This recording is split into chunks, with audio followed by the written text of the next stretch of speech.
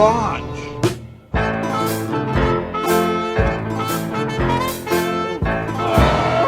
There's a story about a sinner.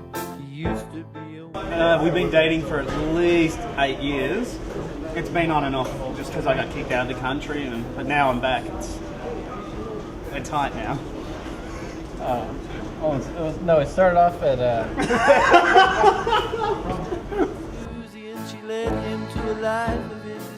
I think it was Hennessy's and PB, and there was some drunk dude that came stumbling in. I remember going to the bathroom, and I was just standing there at one of the urinals peeing. The guy comes smashing in the door, going over to one of the stalls to throw up, but he starts puking and kind of splatters on my shoe. If you know Brian, when something bad happens to Brian, it's like life's over, like bum. So Trevor looks at me and goes, "What happened?" He could tell something was going on. I was like, some asshole came in there and he was puking, and he puked on my shoe or something. And Trevor's like, which guy? Because it had already been a couple minutes. So I was like, no, don't even worry about it. It's no big deal. I don't want to get into any sort of issue with it. And a little while later, my wife's friend gets up and walks over to the bar to get a beer. And she's walking back and crosses paths with the drunk guy. And the drunk guy, like, I can't remember, I think he grabs her butt or says something lame to her. And she comes back over and starts talking about how lame this guy was and points over. And of course, I made the mistake of being like, yeah, that's the guy that puked on my foot. And as soon as Trevor hears it, he jumps up, runs across the whole bar in the middle of the crowd, and he walks over to, and as he's getting close to the guy, I see his finger going in his throat, and he pukes down the back of this guy's right leg, like down his hip, his back, all the way down, and turns around and starts walking back, and we're all watching, just laughing and freaking out. The guy never even noticed us. We're like, he didn't even know what you did. So then Trevor gets up, walks back over, taps the guy on the shoulder. The dude turns around and faces him and just sticks his finger in his throat and pukes all over him. Then I went and got the bouncer, like the security, and said, "Hey, look, that dude's spewing on himself." So then the guy got thrown out. Barley wine, pink gin, he'll drink anything port.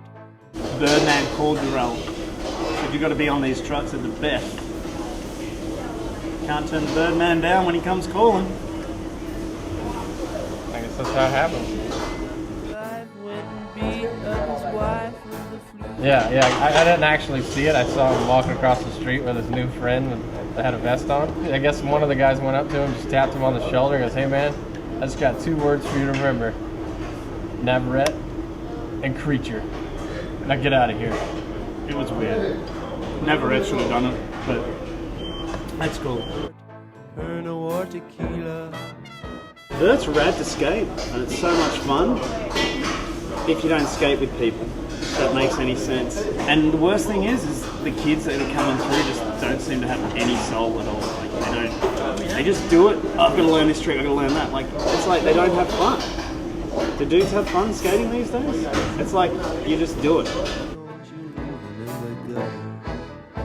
Well, Anthony was like the lame kid whose parents on the park that would tell you to get out, or like, wouldn't sell you a board in the shop. Like he wouldn't let you in. He kicked this one kid out for a week because the guy snaked him. Probably the worst one. At the skate park in Augusta. The whole thing was in an industrial complex. It was just warehouses that went down a road, down the hill.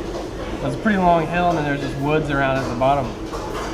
One night, Mark was just pissed off or something. He wanted to mess with his little brother, so he just grabs Anthony, tackled him, like grabbed his hands and everything, and just tore all of his clothes off of him. So imagine this like 11-year-old, super pale, freckled kid with Pro Design pads on and a helmet, totally nude. He's running around the park trying to hide. Mark grabs him, and he didn't have his shoes on either. Mark grabs him and throws him outside the warehouse. Locks the door, all the bay doors are put down, and we're all just standing at the front door looking out, laughing at him. He's like running back and forth. There's not really any cars. So he runs across the complex and hides around the corner of the warehouse, and we see him over there kind of out in the bushes looking around. He's super mad, still got his helmet on, no shoes. Mark grabs his clothes and his shoes and gets the duct tape again and duct tapes it to his board.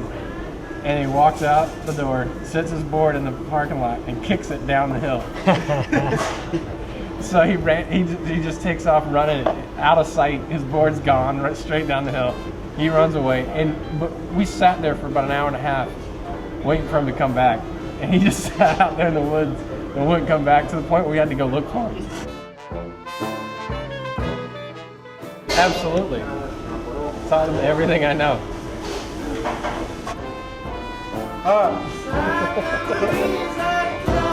See you now. Well, oh my.